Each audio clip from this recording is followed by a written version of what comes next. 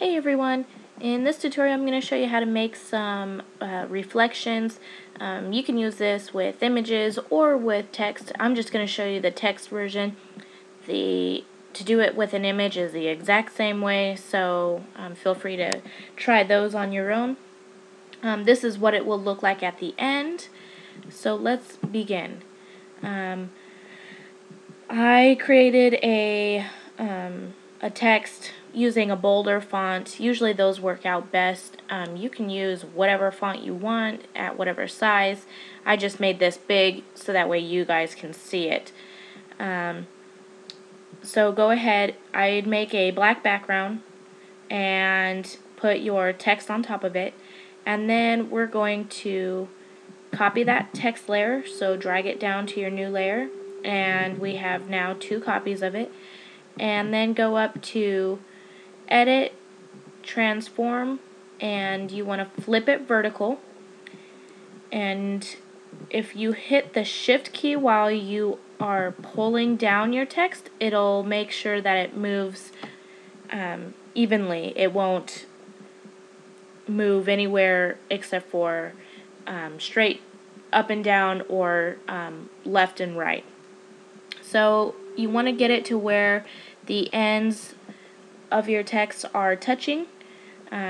Notice some of them, like the L and the F, aren't touching, but that's okay because it is touching some of the other ones. So once we've done that, we're going to add a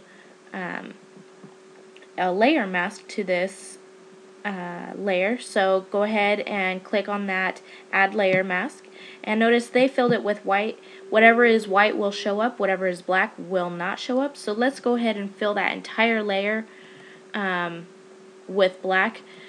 So if you hit G on your keyboard, it'll bring you up to your paint bucket, or you can simply go over and click it on your toolbar and go ahead and fill that with black.